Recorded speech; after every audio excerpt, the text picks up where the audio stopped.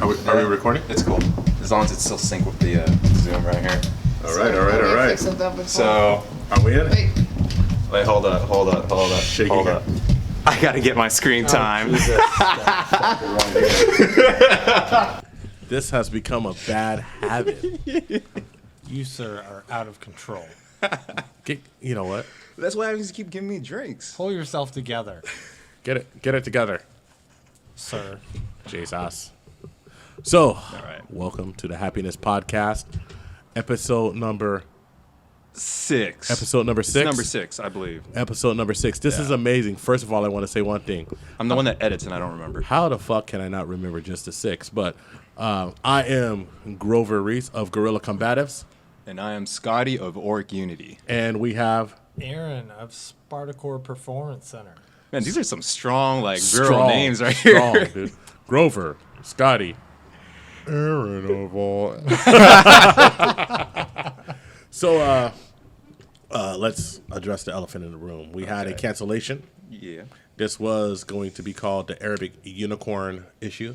Well, technically, we do have one here. We do have, but not Arabic. We have a Persian. Persian. A I know better than that. a Persian unicorn. You're going to get hit in the head with something. So even though she is off camera, and she will remain off camera because I think we're going to play this like nobody even knows if she exists, like Aaron's wife.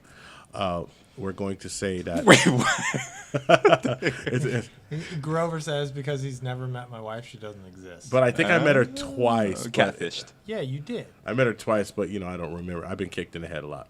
But we have about 2 weeks ago we added a member to the gaggle of motley crew, and this person has brought a lot of insight. One thing that I wanted to do was I realized that me and Scott are both males. Everybody I had on the podcast lined up were like guys, and I really wanted a female perspective at times, or someone just to say if I'm Metaphysics, tripping. it's called feminine energy. Metaphysics is called feminine energy. I thought you were going to come up with Feminine- a really amazing term, and all you said was just exactly what it is. Yeah. Yeah, it's practical. It's practical spirituality. I you. keep trying to tell Stop people it. this. No one No. listens to me. That's No. why I got to jump in front of the camera all the time. Yeah, and we're going to talk about this still in the intro shit in a minute. But I don't even know if we're allowed to use her name. Plus, I can't pronounce it well, so I'm just going to say P-Town. P-Town. Pete Tizzle. P-Tizzle.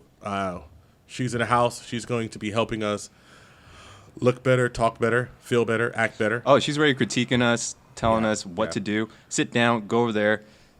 I don't think I'm even running the show anymore. Yeah, you ain't shit. Finger But I think it's the unofficial director of photography. Oh, definitely. And I think that's excellent that we have somebody who's willing to donate their time, because ain't nobody getting paid shit to be here. So I think that's absolutely wonderful. So welcome. This one's to you. Thank you. You've already made a great contribution. Let's see how long this one lasts. The last one we had to bury in the back of Spartacore.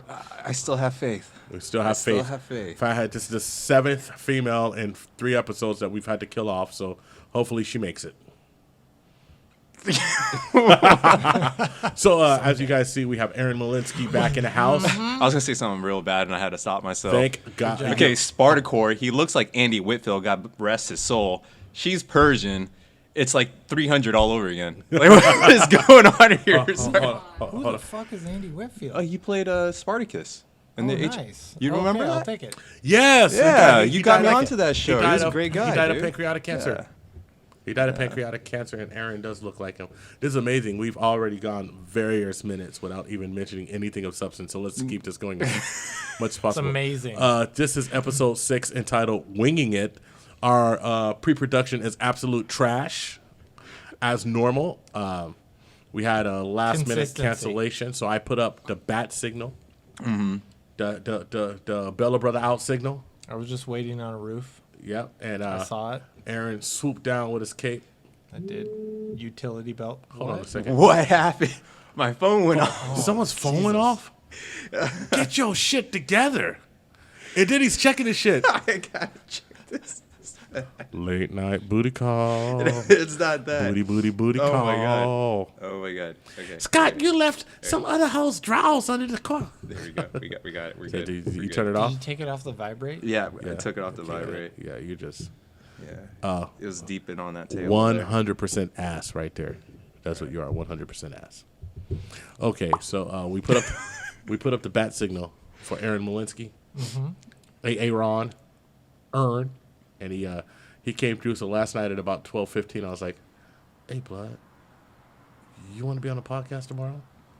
And that fool was like, "I ain't got shit to do." Okay. I think he was dropping so subtle hints about, hey, let's do another podcast. Yeah, It was I part 2 in the kinda did. making. I kind of left that open. So what my intention is, this is going to be very loud.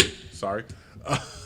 What my intention was, where You were supposed to shake it. Yeah, you gotta shake it. You fucked up already.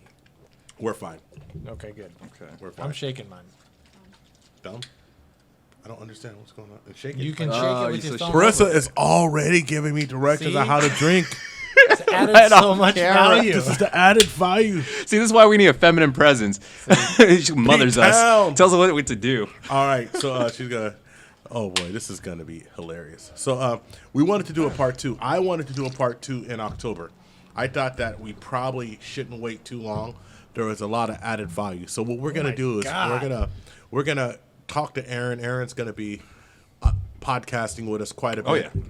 Whatever he wants. I think he just has an open invitation. I think it's like an unspoken thing. You know, If there's an open seat, there's an open seat, I shall fill it and then he shall fill it. This is weird. with my man bulk.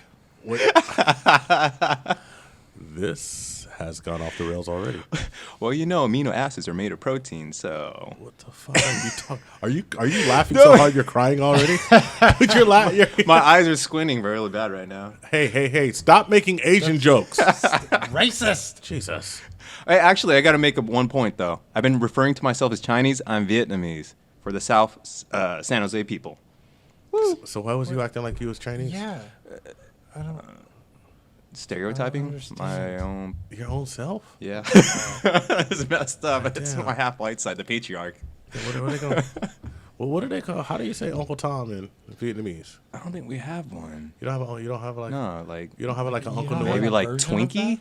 I don't know. Fuck that. Fuck that. Okay, so yeah, we put up the bat signal. We got Aaron here. We wanted to do a part 2 soon, so I think we're just going to do definitely a part 3 soon. And we really didn't talk about training. Yeah. We really didn't talk about martial arts.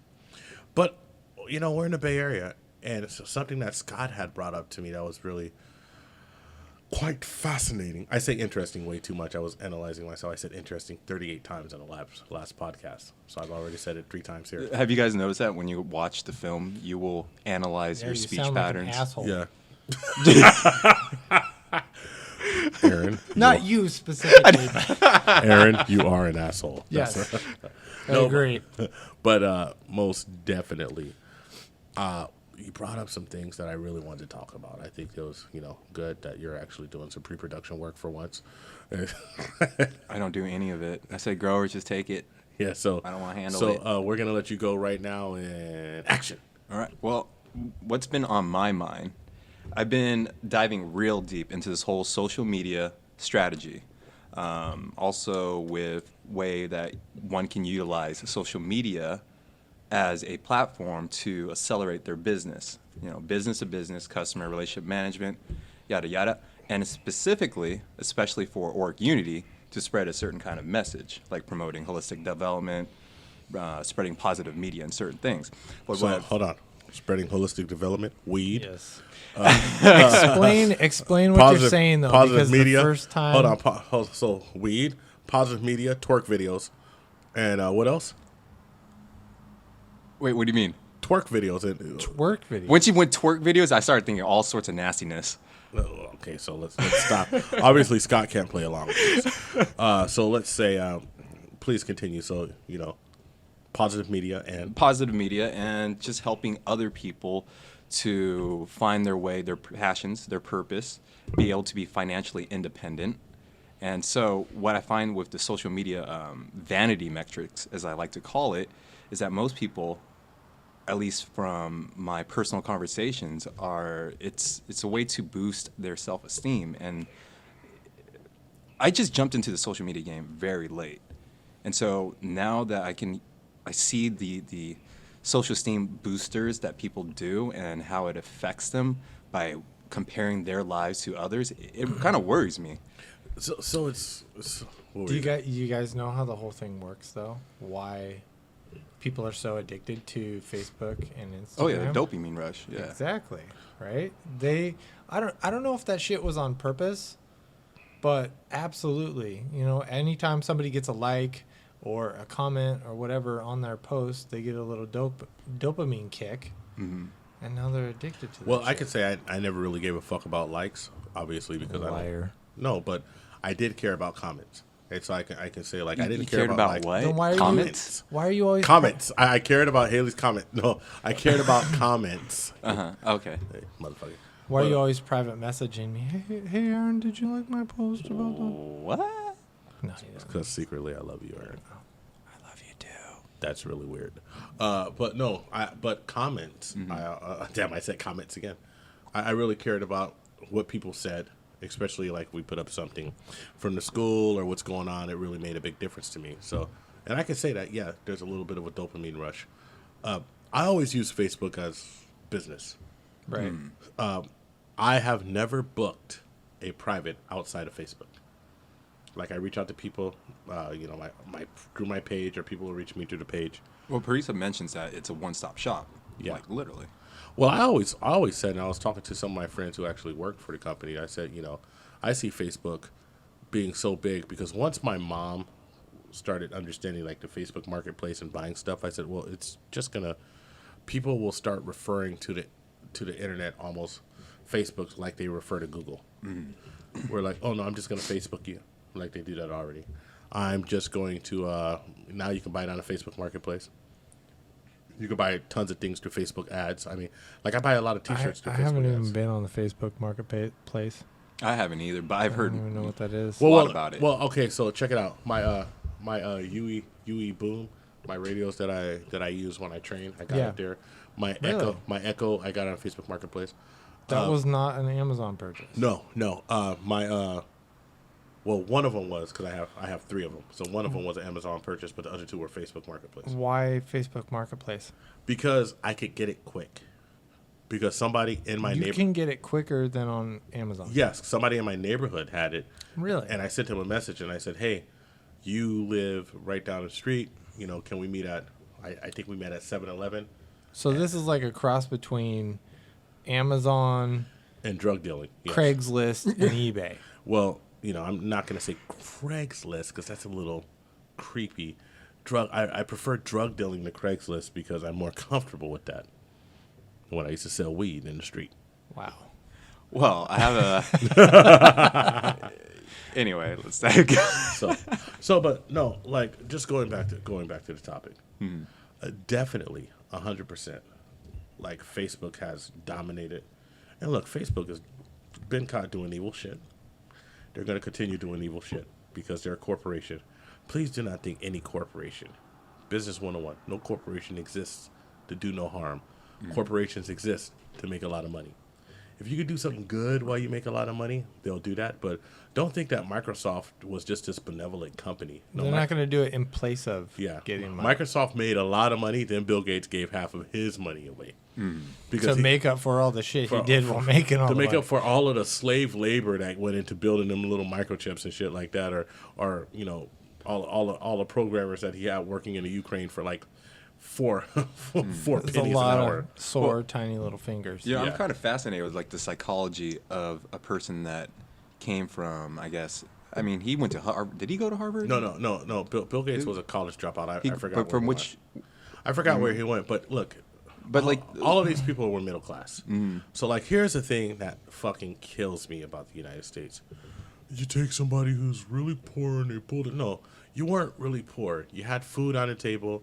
You didn't have to fight to go to school. Like, people don't understand the difference between being middle class, lower middle class, and lower class. So if you're middle class, you didn't have a lot of shit. You may have not got everything you want. You had to work hard. I mean, everything is hard work, right? But nobody was beating your ass on the way to school every day. You know, your mom wasn't getting like, you know, beat up in the alley or being robbed trying to take the groceries upstairs. Like, you know, your neighbors kind of looked out for you, especially in like the 80s. And then you have, Oh, in the 90s too. Yeah, definitely. Yeah. you have lower middle class, like, you know, it might have been a rougher neighborhood, but at night your neighborhood was pretty quiet. You know, it's like you got to sleep. But you talk about some people, and look, I have my own opinions about why a neighborhood is bad. But the kids don't give a fuck about my opinions of why a neighborhood's bad. They only give a fuck that, like, you know, they have their mattresses on the floor because bullets are coming through the window and they'll get killed if they're sleeping on mattresses that are raised up. There are no bunk beds. You know, that's if you live in that situation, and then you're like, well, how can these people they do this and that? Well, you know what? If you're that far in the rabbit hole, the best you might do is a job at UPS. If you have to like fight your way to school and fight your way to back, the best you might do is like a manager at Bed Bath & Beyond, like a good friend of that everybody except Aaron in this room knows is Chris Taylor, which evening, and I talked about him before. He was born on the south side of Chicago, and to go to school, He ran. he used to have to sprint. He used to have to walk at a time, and then he used to have to sprint as fast as he could to the bus stop, time it right so he sees the bus, sprint to the bus stop to get on the bus before the guys could get to it because they beat him up and make him join the gang. That's what they said. Because they wanted to get the young kids. And Chris Taylor is big, man. He's a big. big man. And because the kids used to want to get to him, or the dudes used to want to get to him, because they're like, okay, you're going to be in our gang, and you're going to hold our drugs for us because you're under 16. You're not going to go to jail. You're just going to go to juvie when you get caught by the police. Right. So they would just like strong arm your ass into doing that. And this is south side of Chicago, right? Let's not even talk about the social economic or, well, you know, that's their neighborhood and they need to do that. So let's just talk about this is an individual who had to run to do that.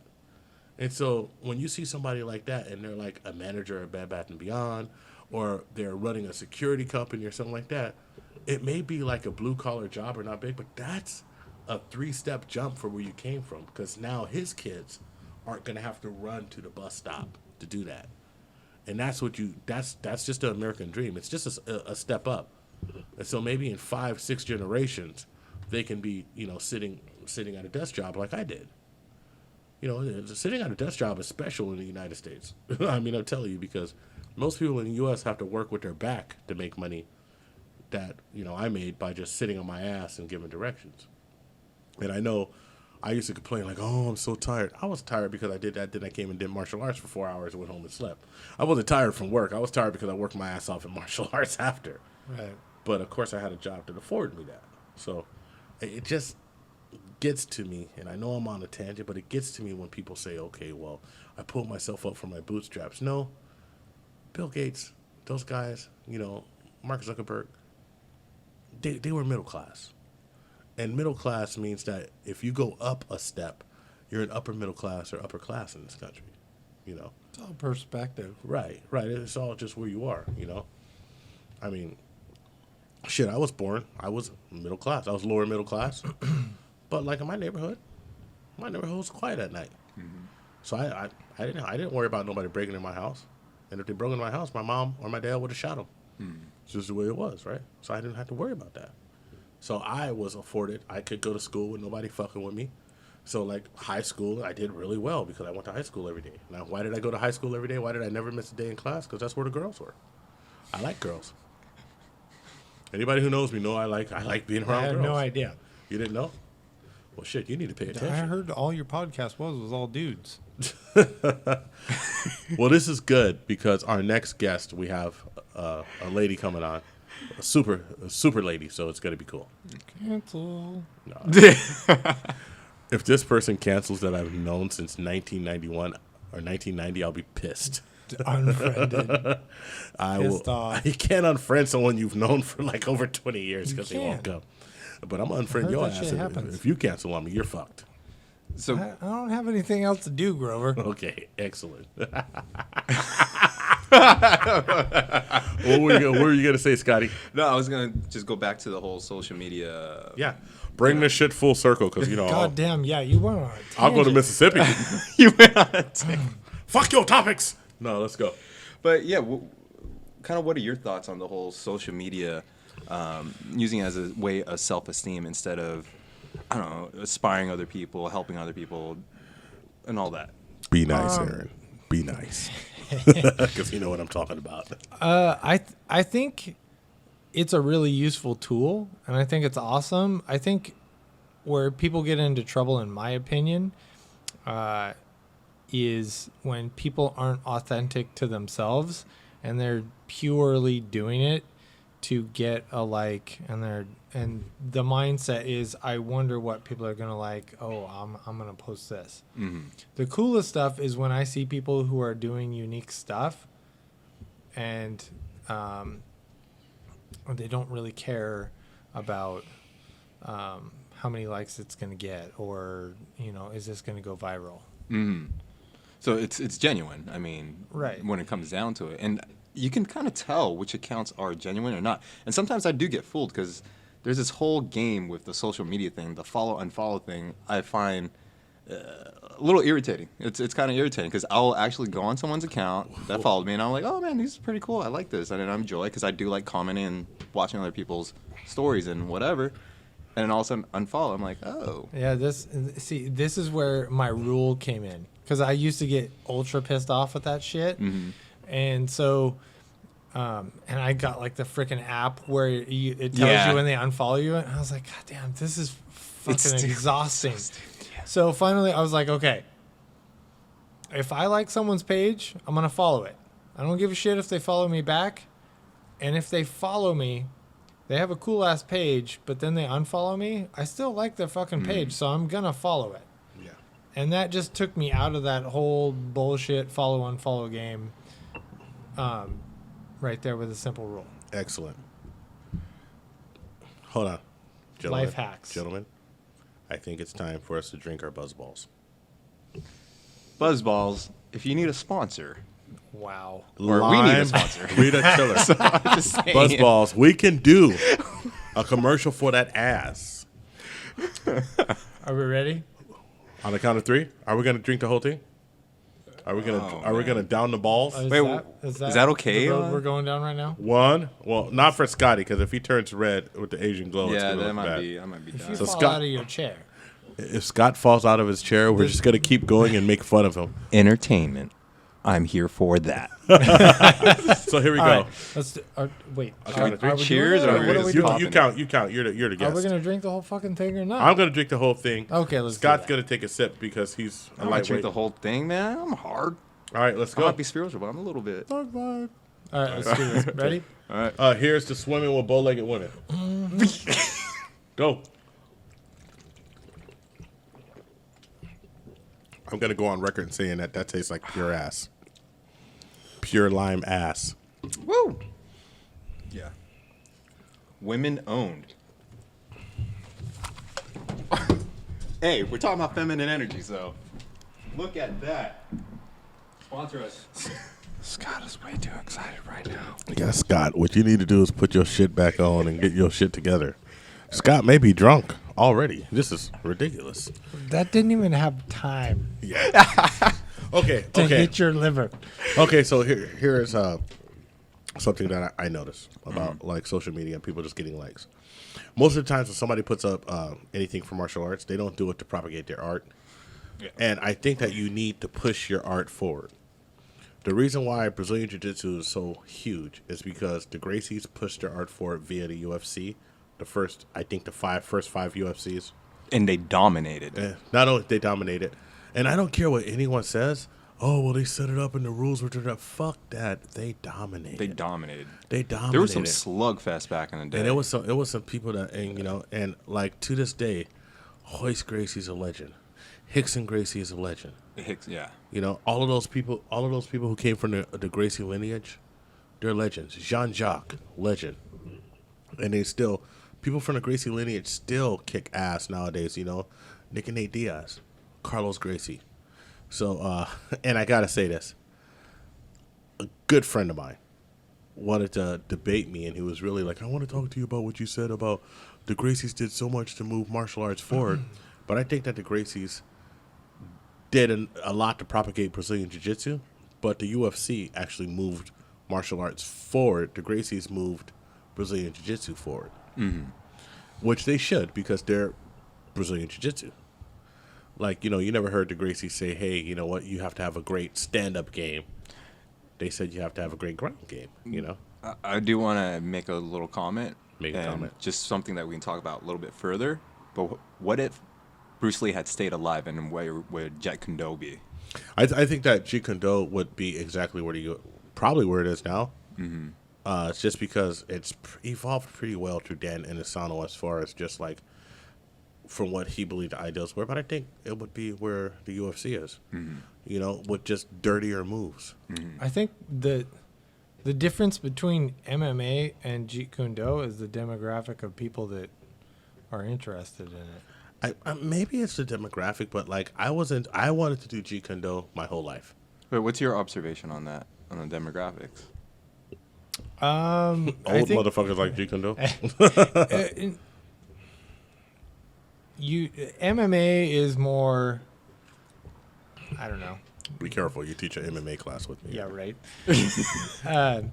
MMA, I think, attracts. I'm not saying this is good or bad, but I think MMA attracts kind of the casual martial artist. I would say that. That kind of wants to brawl at first. Once they get into it and they realize what it actually is, it changes. Mm-hmm. Coach Eden, please go. And then Jeet Kune Do, I guess I would say attracts more of somebody who's more of a thoughtful martial artist. Yeah, I'm gonna shut you down. Shut me down. The Grover. thoughtfulness comes with your age in general. Okay. So what I find is that if somebody is 25 and doing Jeet Kune Do, they're gonna just fucking want to brawl. They're just gonna want to put it on you.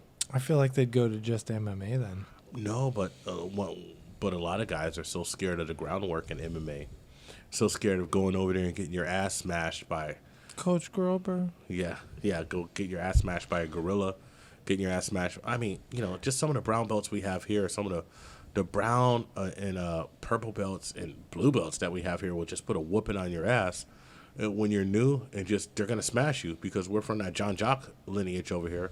And John Jock is pressure, more pressure. Body positioning control. And technique. So it's like you have all this pressure, and on top of all this pressure where you're just getting fucked up, this motherfucker has technique on that ass too. And so they're scared of that. So what they want to do is they said, okay, well, I can stand up, I can kick, I can punch, I can da-da-da. As you get older in a martial arts, you start realizing that, look, I'm going to tell you, my knees ain't going to stand for me kicking a lot in one day. Like, I do 200 roundhouses, and, man, I got Epsom salt in the tub. I got ice packs. I'm fucked up. Like, I did, 70 roundhouses today just to, get myself going. And I was like, Jesus, I need to relax. I'm hurting. I need me a buzzballs. Yeah. I need 17 buzzballs and an Advil. And so, as you get older, your martial arts is going to change anyway. But Jeet Kune Do can change with you because Jeet Kune Do is just your interpretation as taught to us by Dan Inosanto, which there's a lot of great schools that teach a strict curriculum. But Jeet Kune Do can change and be something else, And that's Bruce Lee's philosophy. It's you tailor to your style. But it depends on when you would have trained and met with Bruce Lee. Mm-hmm. If you met with Bruce Lee and trained with him in Seattle, he would be like, no, fuck that. You're doing Wing Chun, trapping. You're doing Jun Fan, Jeet Kune Do. If you met with him in Oakland, it would be, Wing Chun trapping with maybe some kicks, maybe a lot of boxing. And the understanding of some of the stuff that he got from Sifu James Lee and James Lee lineage. A lot of people I know over original JKD will educate me on that. And I always invite the education because that was a part of Bruce Lee's life. If you met Bruce Lee in Southern California, he would be talking to Judo Gene LaBelle. He would be talking to Wally J. He would be talking to grapplers, wrestlers. He would, when he got to L.A., and he was actually, you have to realize there's not a lot of great wrestlers in the Bay Area, which is wrestling schools.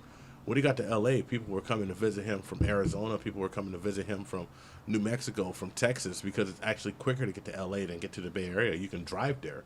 And he said, wow, I could take one of these wrestlers, teach them how to punch and kick, and they'll kick everyone's ass. And then you have Larry Hartzell, who was one of his original students, who was a wrestler, who could trap, punch, kick, and do Kali, and he kicked everyone's ass. Did Bruce Lee ever get much into grappling himself? I heard from my professor at Danzan Ryu, Professor Richard Bunch. He told me a story that Hold on. That's the person we should be talking to, by the way. we will be, and we're at 20 seconds. We gotta go intermission, and I'll remember to stop because I remember the story. So You're not. you got to remember the mantra. You have to remember that mantra. What was that mantra from last episode? Okay, so hold on. 5, It's gone forever. 4, 3, 2, 1. Intermission. It's done. Intermission. The movie recording has been stopped automatically. Yeah. When did it stop? The max, it just popped up right Okay, cool. Okay. That was Your perfect timer timing. worked. Timer worked. Good. now. So But it might have cut off right before you said it. it's okay. It's okay because the vocals went on. Yeah. We are back. Through the magic of editing, you will see a little clip, a little blip, and we'll be back. And Scott's going to pick up what he was talking about Bruce Lee during the intermission. Those buzzballs are lethal. We took it tastes like shit, but it buzzes you. So let's talk about what were you saying? What And it's in ball form. shitty balls? At So least it's not blue balls. It's a Wow. green balls.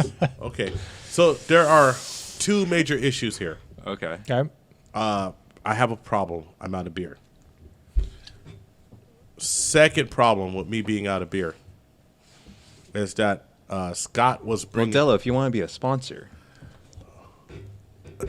and I like the Negra. But This podcast is all about fitness and health.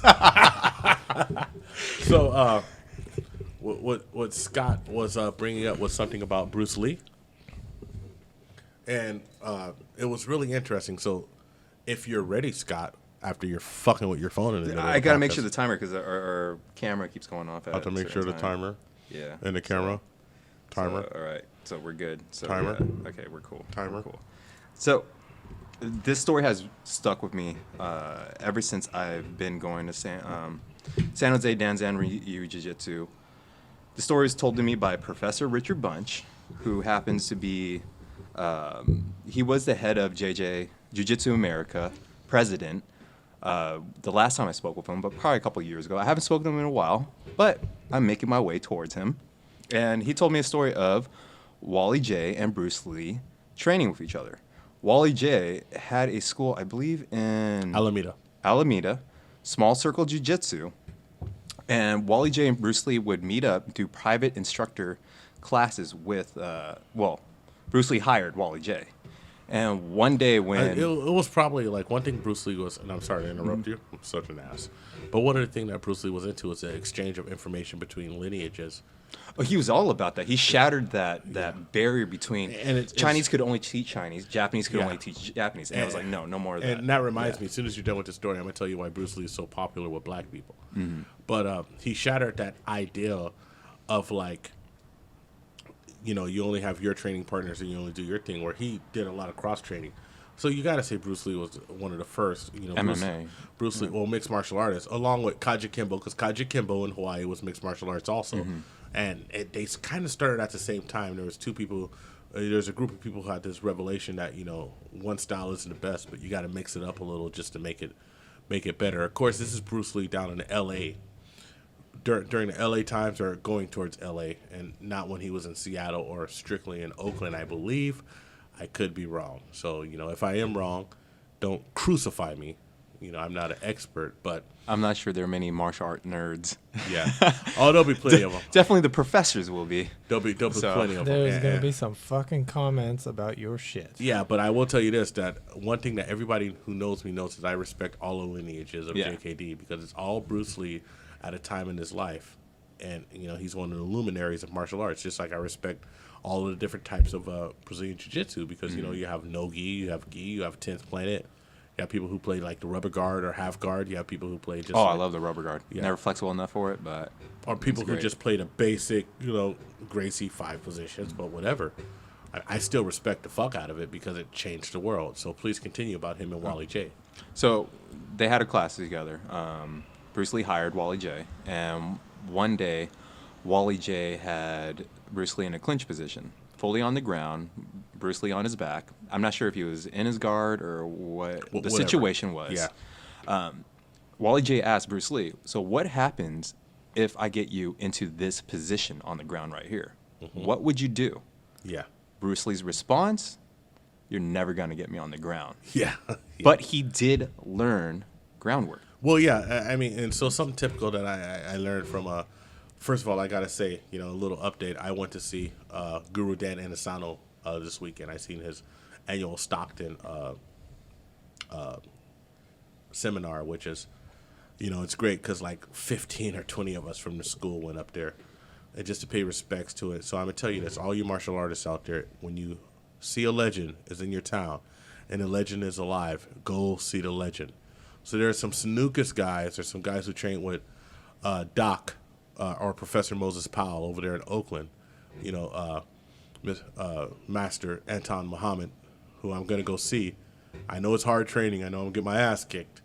But just because when legends are alive, you got to go pay homage to them. Don't wait till a legend is dead. And I tell everyone this.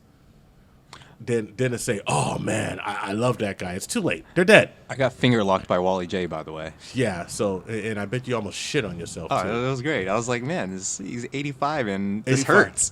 One of the things that was funny was when Wally J was in his 80s, and he finger locked people. He go too far, he broke a lot of people's fingers. Yes, he did. I heard stories about that. He'd be break people's fingers. He'd say, oh, my bad. My sensitivity's going away. That's fucked up. He uses that like old man excuse. Yeah. It's like my dad does that shit sometimes. Like I'll be talking to my dad. He's like, I want to take a nap. I'll talk to you later. But it's like a badge of honor in a way. I mean, Yeah, you got. But so here's something that Dan Inosanto said. Like he showed Bruce Lee. Dan Inosanto had been training Kali before he met Bruce Lee. His dad had him train Kali. Dan Inosanto was, actually born in Stockton, California before he moved to L.A. So he trained with all the Stockton masters. If you don't know anything about Filipino martial arts, which I am a full instructor under Brenda King, don't get it twisted, and Filipino and Kali, all of the Filipino masters, they actually moved to the United States to farm asparagus in a valley in Stockton. And so they would be there with their asparagus knives doing Kali. Inosanto was training with a lot of those people. And so when he went to Bruce Lee, he showed him like the two sticks and double stick and doing Sinawali and stuff like that. And Bruce Lee's, I don't need that shit. And then like a few days later, Dan Inosanto goes to him and he said, Bruce had worked on it. And he was so coordinated and so physically gifted that he was doing everything that Dan had showed him really well. And so that was one of the things, like, Bruce Lee had the ability to, like, put his ego aside. And look, everybody knows that he had a huge ego. I mean, let's not get it twisted. He probably was a man who beat the shit out of, or could beat the shit out of everybody he came across. And I got another story. Yeah, okay. After this. So, Yeah. But he would learn. So, like, after he got on the ground, he said, okay, well, look, I'm not going to be out of position on the ground. So, after he went with Wally J, I know that he started studying with Judo Gene LaBelle, and he started catch wrestling. And he studied Japanese jiu-jitsu in the ground positions. Mm-hmm. And he was interested more in the ground positions than the locking and the standing locking that took so long. Mm-hmm. There's a lot of locks in Jeet Kune Do that don't take as long, because, in Japanese jiu-jitsu, some of your locks are very complicated to apply because they're from a samurai point of view. And so, I mean, that's why Jeet Kune Do has that ability to adapt because of that. So, what's your next story? So a close family friendship that I have with hopefully our next upcoming guest. Well, the wife of a Monster Out business owner, she's told me about a story how when she was growing up in San Francisco, Bruce Lee would train in the Wing Chun studios, and yes, he grew up and was raised during that time period, and she's about that age. Yeah, So well, he was raised in Hong Kong, but he moved here as a teen. As a teen, Right, and he moved to San Francisco at first. so she's Chinese Yeah. and Chinese American born. Is she Is she Chinese American, or is her lineage from Chinese Hong Kong or mainland? No, it's between the mainland and Hong Kong. I Oh, forgot. so- Toisan is Does she speak Cantonese? Toisan and Cantonese. Yeah, she speaks Okay, Cantonese, but Toisan so that would be the Cantonese. common bond. You find a lot of times that speaking a common dialect is what brings people together. Like, in the Philippines it's the same thing, in China it's the same thing, in Thailand it's the same thing.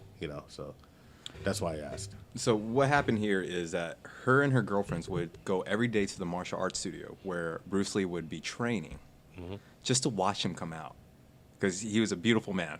That's what she said. She said he was hot. They were just out there. They were waiting for him, like looking at his looks. Thirsty.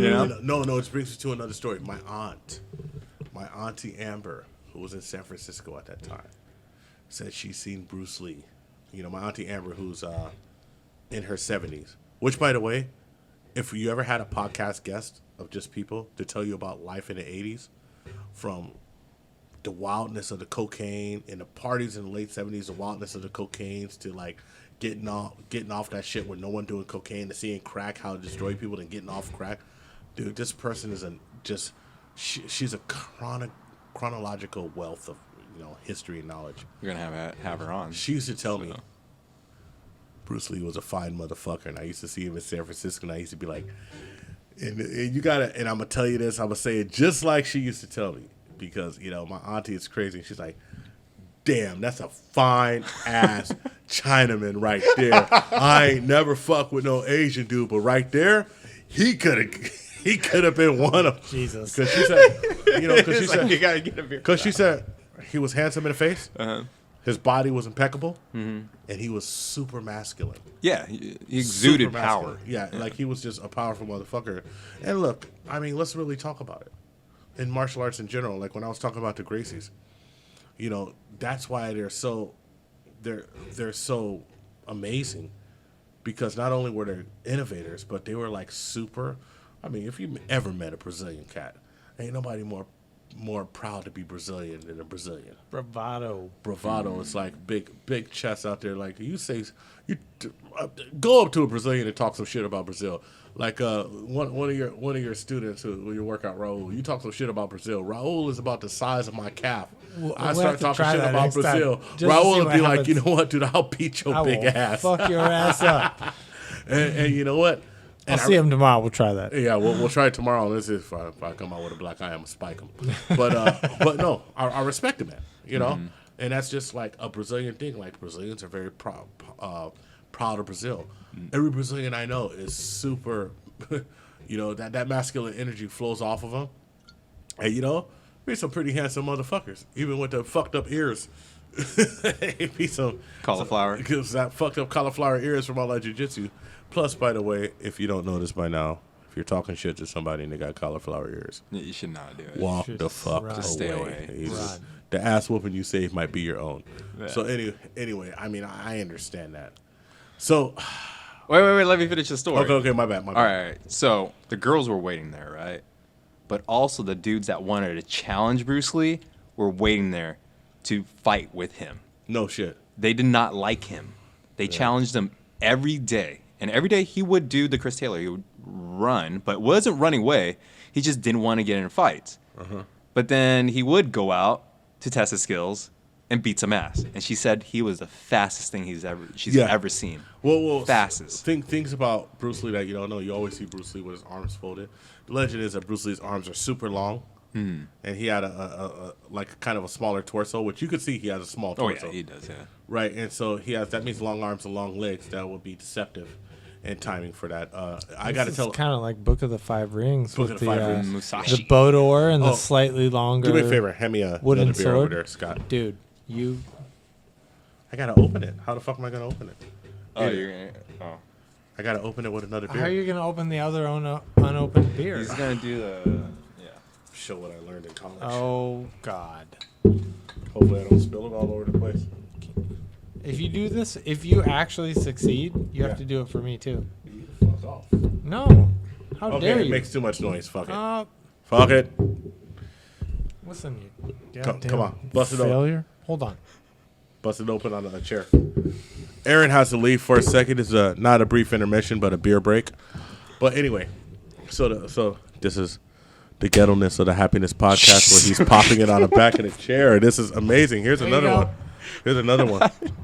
Doing another one. Don't slam it so hard. I was like, what's going on You here? rude bastard. Don't come on. Boom. PSD in the house. Peninsula self-defense. It might you know. Yeah. You left mine, you know. Had a beer orgasm all over. Children, that go to PSD, please do not lick the carpet.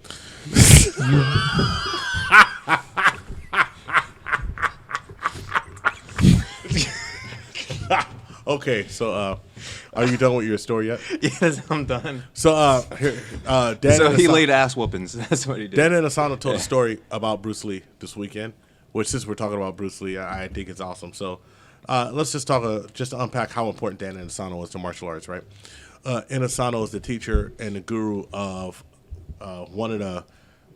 somebody who should be on a Mount Rushmore of MMA, the first American champion of mixed martial arts who won it in Japan, which, by the way, the Japanese ain't going to give you shit. That shit is hard. They'll even change the rules on you a little. Not saying that the Japanese cheat, but the Japanese will do what the Japanese do. And Eric Paulson is is a Dan and Asano student, and he's also my guru's teacher and one of my teachers and for the MMA, kickboxing, and combat submission wrestling. So I'm thrilled to hear this story. So Dan and Asano, he figured that Bruce Lee was so fast that he looked at it and he said, you know what? This dude is so fast that I just got to take 3 steps back so I can see him coming, so I can react to him. And he said when they sparred, he told the story this weekend, he started taking a few steps back, and he started actually doing okay. Not winning, but like not just getting the shit kicked out of him, right? You know? And so one day, Dan, Guru Inasano had a VW bus. And he says, and Bruce says, hey, get in the back of the bus there. He says, all right, Bruce. He says, okay. Where's your footwork and your distance now? And he starts beating his ass in the back of the bus. He says, you got to fight anywhere the fight is.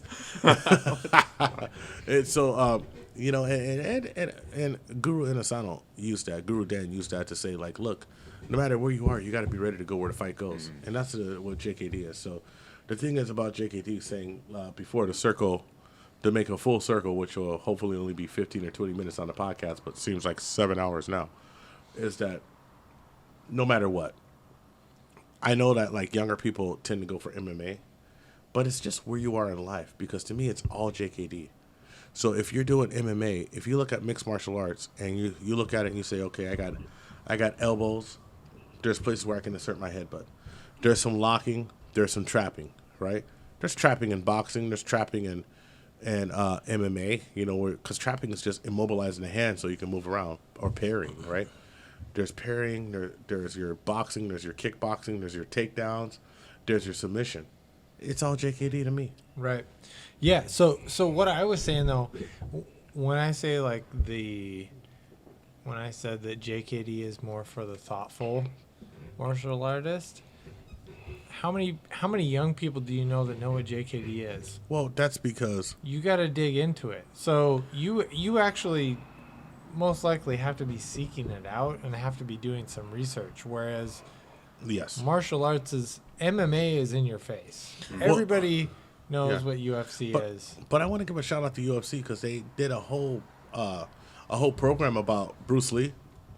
And which is cool as hell. They had about Bruce Lee being the first part. They had T-shirts and everything.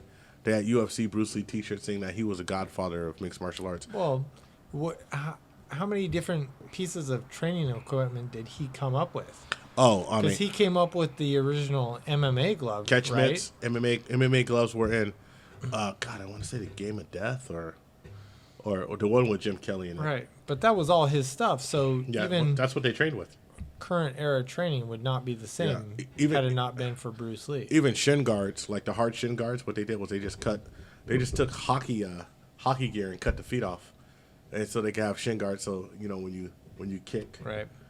Catch mitts, a lot of that stuff that that Bruce Lee doesn't really get the credit for of creating, but he just looked at stuff and said, okay, how can I use this to train hard? Because hard sparring is what makes you. So I'll tell you this. And I mean this. I mean, we did some sparring today. We did some soft sparring. But once a month or twice a month, you got to get some hard sparring. You got to bang a little bit. To understand where you're going. You don't beat the shit out of each other, but you got to understand where you are. Because what'll happen is I'll start thinking that my fitness level is going to rival this guy's, and it may not. So I have to get craftier, and I have to get better so I can hang with him. I have to learn how not to use my energy and conserve my energy. You have to learn how to. That's fighting. That's what the draw of Brazilian jiu-jitsu is to me. Is because you can't lie. You can't hide. If you can't execute a technique can't do it with another person going 100%, you're gonna know. Nobody, threw you a bone and was being a super nice training partner. Most of the time, you find out really fast. Oh, okay.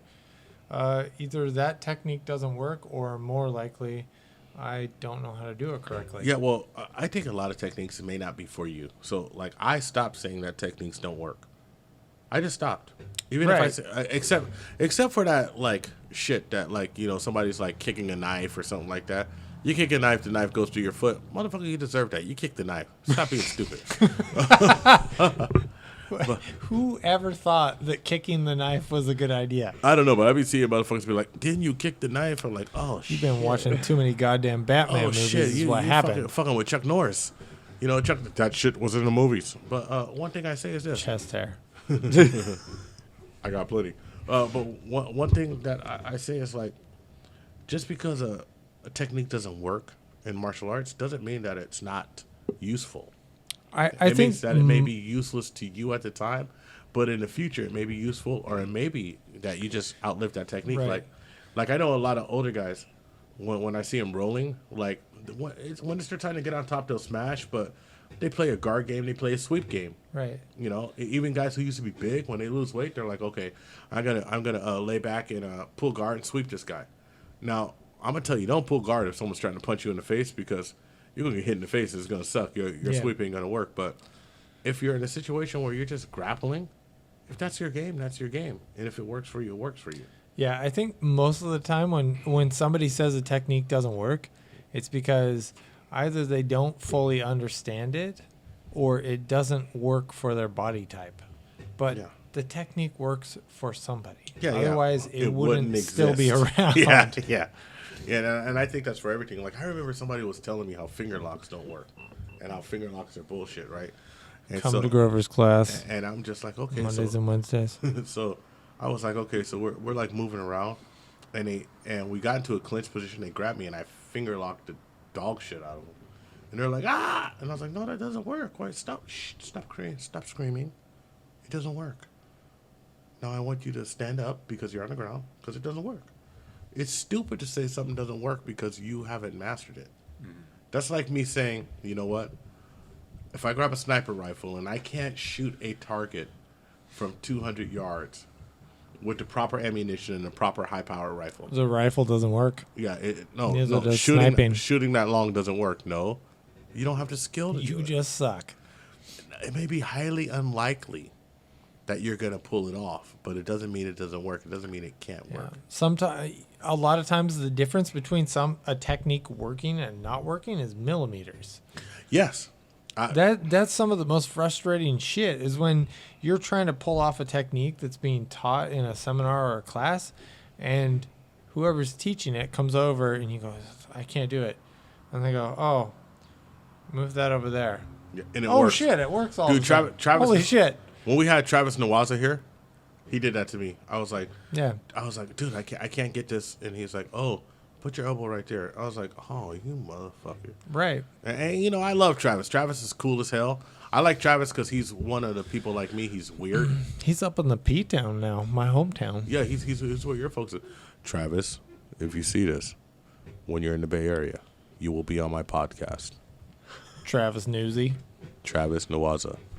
You will be on my podcast, and we will talk about how the fact that I've almost gone totally keto, except for this damn beer. You're like sending mind bullet We're going to go. telepathy towards him.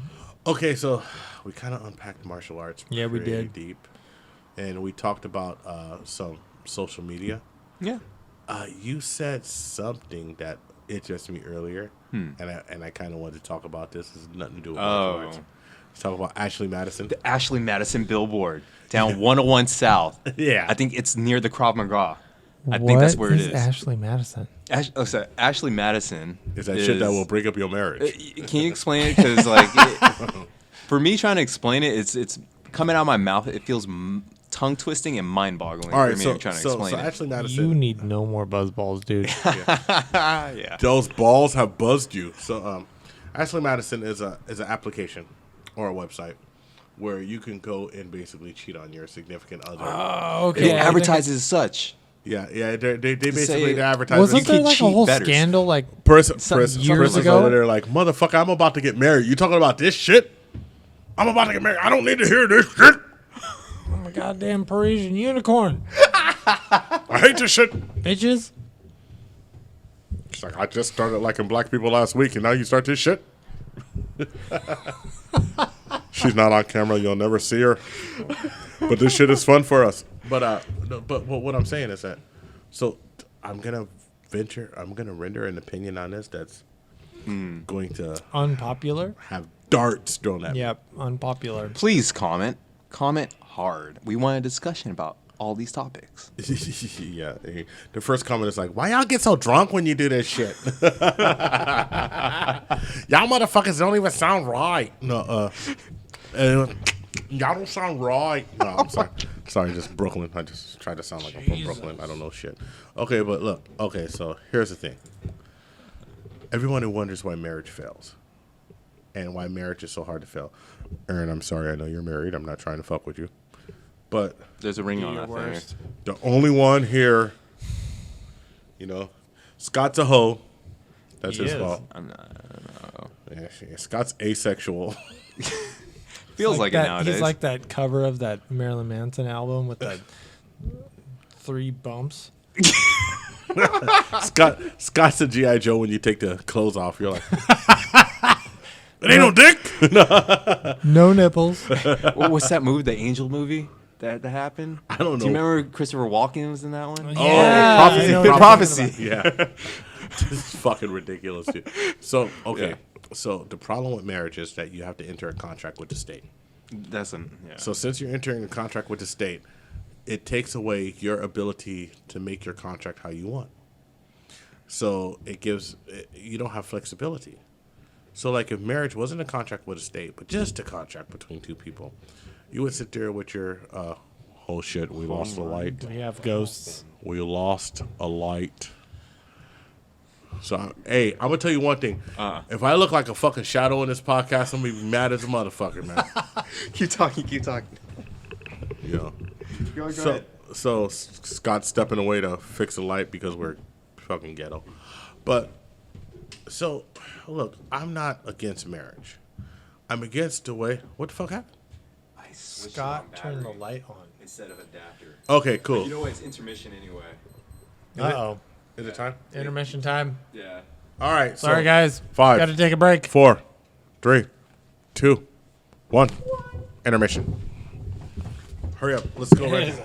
Are you going to piss again? Yes. I got it. This time I actually have to, though. You fucking losers. Hey, how dare you? My bladder is a fucking steel cauldron. My prostate is 70 years old. Are you about to shit? No. 3, I got 14 likes on 4. my shirt. And we're back with the Happiness Podcast.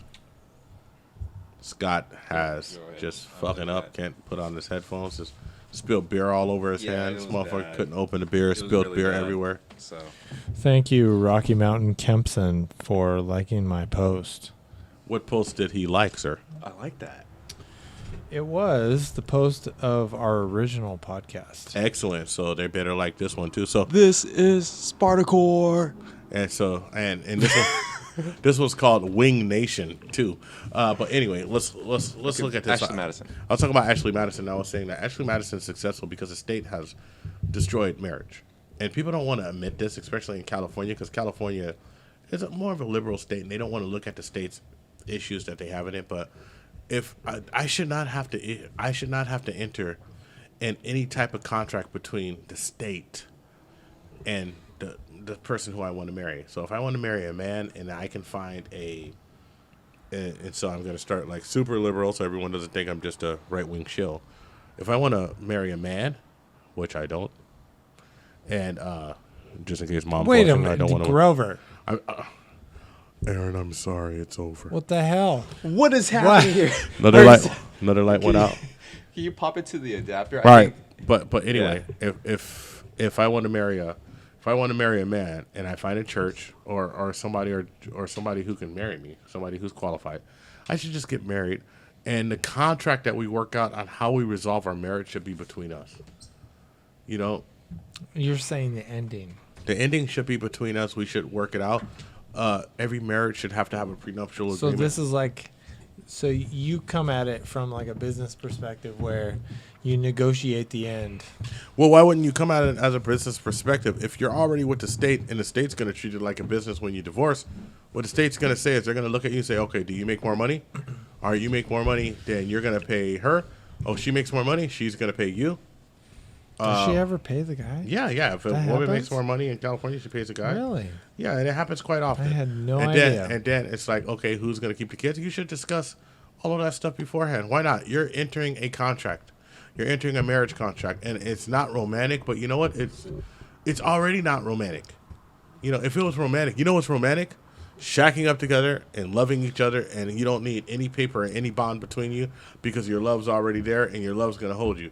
But if you're going to enter a That is what's known as a social construct. yes, but if you're going to Social contract. Social contract. Social construct and a social Of a contract. social all at one contract. time. Yeah. But if you're gonna enter into marriage, if you're gonna take the last name and you want the rights that come with marriage, you know, if it's a man and a man and a woman, I don't think that people should be able to marry animals because that's a little too far. Damn it. Well, what about robots?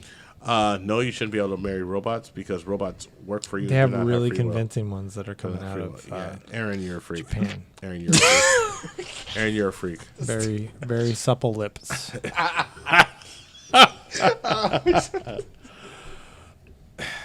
Okay. Aaron's family, we're sorry. We're just sorry. But no, what I'm saying is that because the state has weaponized marriage against someone who's scorned, a woman or a man, instead of having and knowing how it's going to resolve, so you can't weaponize it. So it's like, well, I don't have a prenup, or they violated my prenup. I'm just going to go and just tackle it like this. And now you have people who pay alimony to somebody for the rest of their life. So hold on a second. And I'm going to be honest and use some honest language. I was with you for 10 years. We're done. I got to pay alimony for you for the rest of your life? I can't even fuck anymore. And I got to pay you part money? Why? Because the 10 years I fucked, I didn't ruin you in those 10 years. Did I? What did I do to you in those 10 years? It doesn't make sense to me. So you have people like me who are like, well, I'm just never getting married. Mm-hmm. I'm never going to tie the knot because tying the knot in a Western civilization means that you just suck. Now, do I think that the woman shouldn't have any rights? Absolutely not. That's not what I'm saying. What I'm saying is that you should sit there and talk about it. And don't act like you don't negotiate shit with your woman anyway. You negotiate all the time. Oh, babe, I don't feel like doing this today. Well, you know, I need you to do it because I did this with you last week. That's a fucking negotiation. So why don't you just be an adult, negotiate this shit, and say, look, I want to be with you for the rest of my life, but if I'm not with you for the rest of my life, whatever I earn while we're together, you're going to get half and plus this. If you're a wealthy man, that's good. If you're a man without a lot of wealth, it'll be less. But, you know, I mean, because a lot of times, you know, men and women marry people up the ladder because it's an opportunity for them. So why don't you just know that it's an opportunity for them marrying up the ladder, and you just say, hey, I'm going to 100% know how we're going to leave this. Because you're in a contract, treat it like a business. Mm-hmm. The problem is when the state starts administering the contract, it starts destroying stuff. So you have a guy like me, why should I get married? Number one indicator for poverty in a male is divorce in this country. If you meet a male who's broke, who's middle class, you're like, how the fuck are you broke with a middle class job and everything? It's like, well, I'm divorced. Well, there you go. I can see all the perspectives, and it's just still wrong to me on all levels. Yeah. On every level, from the government to, it's like people are imprisoned by the social constructs, and the social institutions are keeping them binded into these social contracts. But whenever the government gets involved in something, it takes my ability to make things like, for instance, I know there's plenty of people who are involved, and I know people who are involved in open marriages. Mm-hmm. And that's fine. So if you're involved in an open marriage, marriage, yeah, it's fine, this, that it is. But if one person decides that they don't want to be in an open marriage no more, only thing they got to do is go and say, well, this person cheated on me with this person. yeah, it's And then you're like, well, we were in an open marriage. That's not going to be shit. It's not going to mean shit in the court of law. So you should, if you want to have an open marriage, and you think that at one point look, at one point you may not be able to do what I need you to do, or I might not be able to do what you need to do. And if that case happens with my permission or with your permission, we can go and find sexual satisfaction somewhere else as long as the intimacy stays the same or whatever things that you want to say, then you should do that. And all of this shit that people say like, oh, well, you know, that goes against this or that or that or this. Well, look, the way that we've been doing it hasn't worked. You talk about the sanctity of marriage, fucking 60% is failing.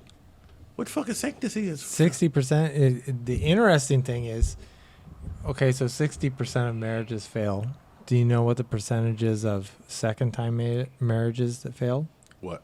80. 80.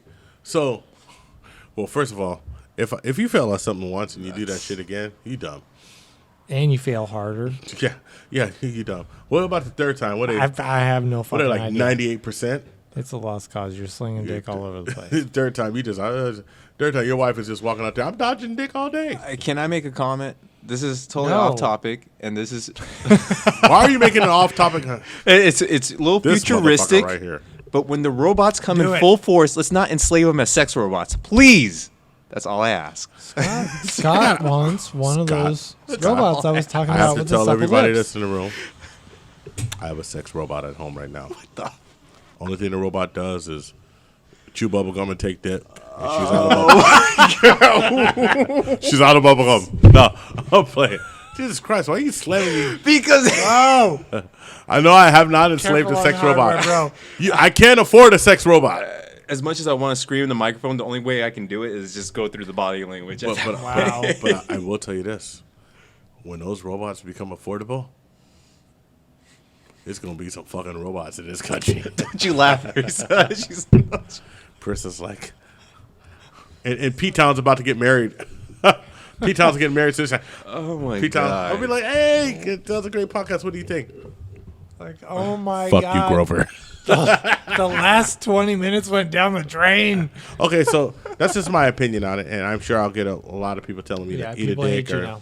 or Do fuck it. off. Do it. We need the comments algorithms. But look, it's just my opinion of it. So I think that, and I'm not saying that marriage, if you want a traditional marriage, have a traditional marriage. I'm just saying that you should be able to negotiate the type of marriage you want before you get married. The word negotiation in marriage, I mean, if That's you knew the any issue. of my beliefs, exactly. Like to Most me, people think that takes the romance out of it, and they stop there.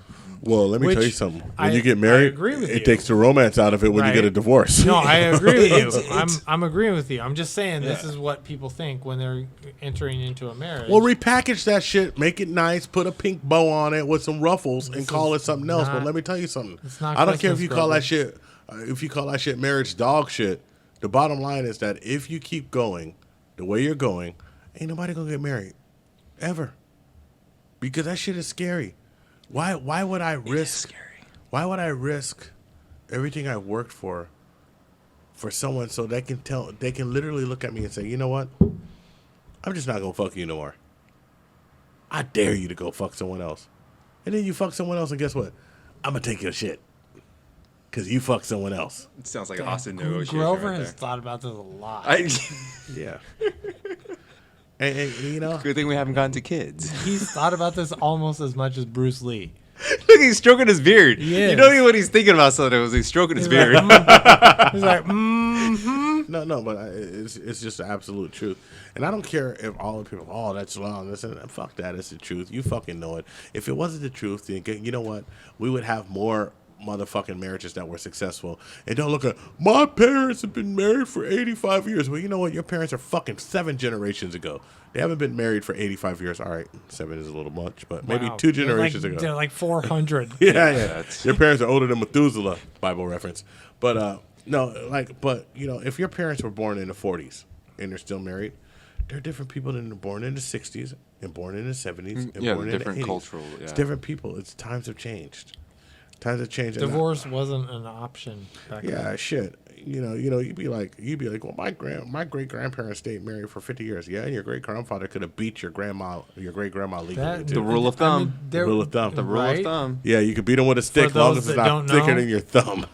Which I had, my oldest brother had a best friend who his dad would when he was pissed off at him, he would say, "Go get a stick." And based on what that guy told me, the smaller stick is not better. No, smaller switch sucks. That sucks shit balls. is worse. Yeah, you never had a switch? Yeah. White people are amazing. Y'all don't beat your kids at all? No, this was a white person. Yeah. Well, I don't want you to go to jail, but you don't. You No, don't. I don't do that you shit. Just. This is 2018, Grover. Just look at her We, wrong. we don't do things like Yeah, that. but anymore. actually, when you look at your child wrong, she like gets all sad and Yeah, shit. right? She gets all sad and shit because she, you know. Yep. This generation, which I am the oldest of this generation, What are generation? sensitive. I'm millennial. I'm technically. You're a millennial? I'm technically a millennial. Yeah. Motherfucker. Yeah, you skinny jean wearing bastard. So that's why I'm weird between sensitive and I'm wearing assertive. skinny sweats. He might get triggered. Are you triggered? Careful. Are you triggered? Depends Did you get on triggered? if you're making fun of my favorite rappers. Trigger rhymes. I with hate Vanilla Ice. What? the fuck. All right, so stop that immediately. Yeah, I'm not even gonna talk about the ass whoopings that I endured as a child. My mom used to whip my ass like she got a salary for it. Like I was like, God damn, you're great at your job. Can you not whip my ass today? But okay, so what else do we have? I have no idea. We did social media metrics. This motherfucker's checking the list. Get Stop your shit looking at the together. notes. Get your The shit Ashley together. Madison. Ashley Madison. Sorry, Ashley Madison. Yeah. It's gonna be like 17 oh. podcast. The older generation, they're on YouTube, Yeah. Snapchat. So all right. Instagram? So I guess the older generation is not me. Fuck. No, older than you. Somebody explain fucking Snapchat to me, because I don't get that shit. I don't understand the little weird Hold on a second, Parissa. ghost-looking figure, and I don't understand. P-Town. Do you do Snapchat? I used to. Explain it. All right. So she's off camera. That's just gonna sound hella muffled. But like, what the fuck? It's like visual. I don't get But it. you know what I see Snapchat as? It's a direct video text communication. Dude, so this That's is, what it is. So this is funny. You know what I don't All right, get? so let me tell you my Snapchat. Why I don't have Snapchat. So I met this lady. She's like, "Oh, you gotta have Snapchat." And I said, "Okay." This was fucking years ago, right? And the only thing she did was send me pictures of her titties. And then I got in trouble. I got in fucking trouble with like I went out with like months. Like I went out with a chicken. What? And she sent me a picture of her tits again. And the female I was out with was like, "What the fuck is this?" And I said, "I don't know. It's Snapchat." She looked at it, and it was just some titties there. Then the titties went away. The titties just went away. So I couldn't even explain the titties. She's just like, "Oh, you got this bitch on Snapchat because you just want to see titties. You just want a cheap thrill." And I was like, "I don't even understand what the fuck is going on." My old ass just I just fucking got rid of the app, blood. I don't want nothing to do with that shit. I got in trouble. I didn't even get to keep the titties. Wait, Aaron, what don't you get? I didn't even get to keep the titties. Oh, I didn't get to keep the titties. Homegirl was like, And then it went away. the titties went away. So I didn't even get to say like, That's why there's a ghost. That's I the icon. I didn't even I get, don't know what's going on right now. That's what I don't get. I didn't even get to say like, look, Okay. look, this broad is crazy. I just met her. It's like the titties was there, titties was gone. And she's Grover. like, I know I seen titties. Grover. You ain't nothing but a trifling ass Negro. I was like, oh, God damn. It ain't my fault. Titties. So I just got rid of that shit. God. I was like, you know what? My old ass gonna stick with Facebook. Hold on. So that way, if they send me titties, at least I can say, look, I blocked her. I never want to see them titties again. I blocked her. At least I can do that shit because of Snapchat. Titties show up, titties go away. I think I don't know if they go away still, but titties show up, titties go away. Grover just said titties like 47 times. In I like 2 minutes. titties. Okay, I was hold happy on, to get hold on. titties. I didn't Hold want to get titties then. Let's talk about the more serious issue with Snapchat that I do not understand. Okay. Is the fucking dog face. Oh, the puppy And face. like the kitty faces. I can't. And then they post it to Instagram. Anime? I don't It- know. no. You get- No. Stop. It's not cool. Who It's are not speaking cute. to? It's weird. It's Do they have dog If you're faces 10, on the it's titties? fine. If you're 30, it's not cute and it's not cool.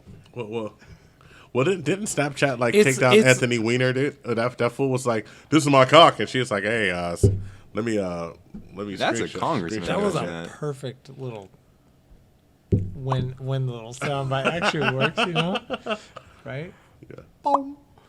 So like We've gone off the rails. Yeah, well, this well, is- we've you just have gone off the rails. completely What happened to derailed spirituality, it with your metaphysics? No. 47-time Titties.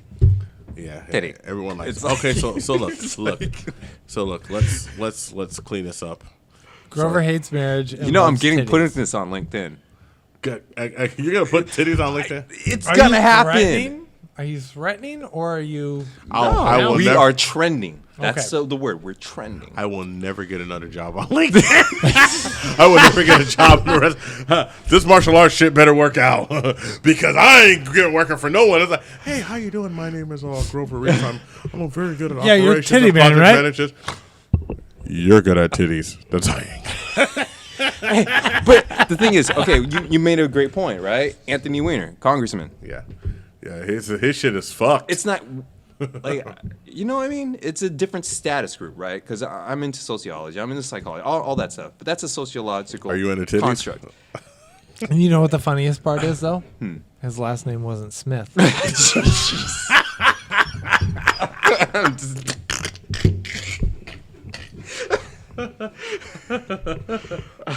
Hot dogs. Armor hot dogs.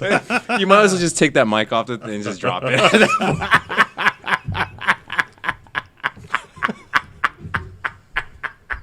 Okay, all right. So, what else do we gotta talk about? I don't know.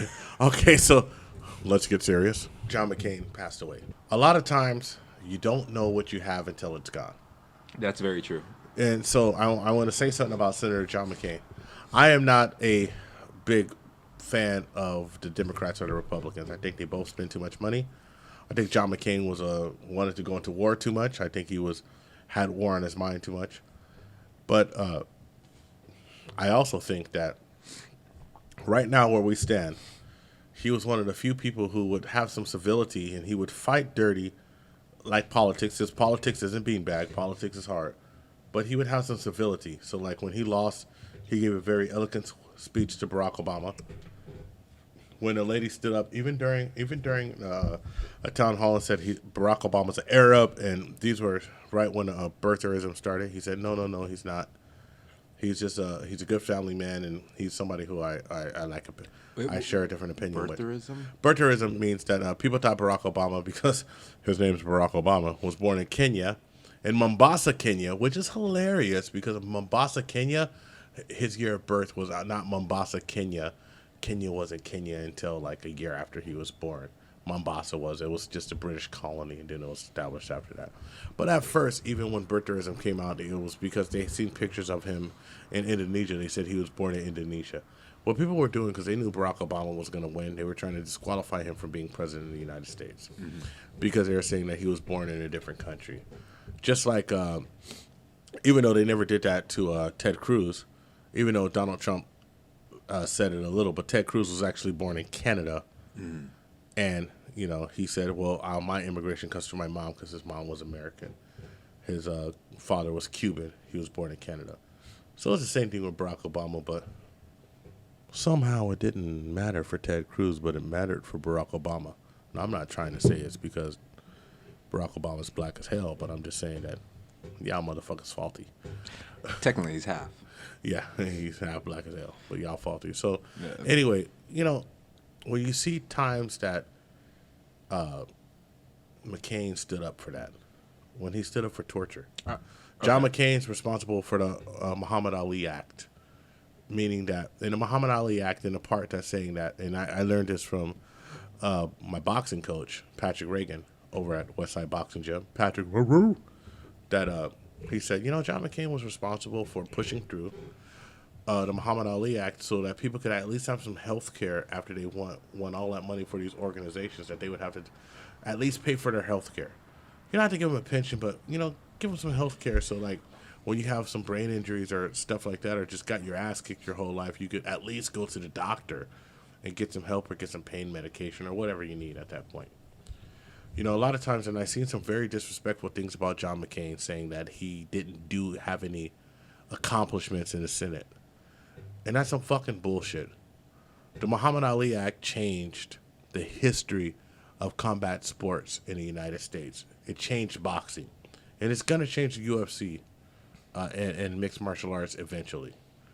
Yes, it's a regulation, but it's a good regulation because these people are putting their lives on the line to entertain you. What is that for people that don't know? So the Muhammad Ali Act says that, first of all, there's a certain percentage that you have to get of a purse. You know, you have The to, winnings. You have to have a purse, and it's a certain percentage of what's made. And you have to know what you're getting into. A lot of times these boxers, they would get a blank contract to sign. And when they sign a blank contract, they would sign it because you got to fight to live. And then, so at the end, they can fill out, well, look, our gate was, I'm going to tell you that our gate was only $3,000, so I'm going to give you $500 or whatever. Also about the health care, that I talked about earlier. The Russ Feingold, build, which was campaign contributions. It was shot down by the Supreme Court, but John McCain was a big supporter of that. John McCain was also against torture for our people who go out and serve in the military. And he was like, as the United States, we can't torture. John McCain was tortured. He's a fucking American hero. He was a POW for 5 years, in Vietnam. And he could have went home because his dad was an admiral, and they said, oh, shit, we find out who you are. Just sign this paper and go home. And he said, no, I'm not going to go home. I'll sign anything you want. I'm not going to go home until all the people here, all Americans here, go home. So he couldn't raise his hands above his shoulders. He couldn't comb his own hair for the rest of his life. He was tortured. And I'm going to tell you this. I don't agree with the man's politics. I'm a libertarian, and I think that war is not the way to go. Just war costs too much money, and you keep spreading your influence around the world. And too many lives. Yeah. Well, look, I look at it from a financial point of view. There's always going to be lives that are lost. But I look at it like this. If you don't spend so much fucking money to nation build, you're not going to fucking kill anybody anyway. I don't care if it's money or lives that cost you, that makes you not go out there. One of them, do the same thing. Look, man, I'm not going to spend all this money to kill all these people and try to build a nation. Or I'm not going to spend all this human capital to do that to try to build a nation. I don't care because the result is the same. I'm not going over there slaughtering a bunch of people for no fucking reason. And so I don't believe in that aspect because he wanted to get in a lot of wars. But I'm going to tell you something. Everybody would be better off if he was the president right now. And he passed away, and whoever he picked to be the vice president, they would be better off. Because we have somebody in office who, I'm not going to say that everything he does is wrong, because that's just being an asshole. Look, obviously, he did a NAFTA deal, which is kind of the same thing. He just said, auto parts in the United States that was done today need to be, auto parts that come to the United States that we bring here, they got to be manufactured by someone making $16 an hour. So that's raising the price on the Mexican side. That's raising the price on our side. That's making jobs in Mexico better, making jobs in us better. That's a great trade agreement. But just the discourse and the love for the country is just undeniable. Whether John McCain was a shill for war or not, I think we would have been better off. And I think it's despicable how he was spoke about because he was an American hero.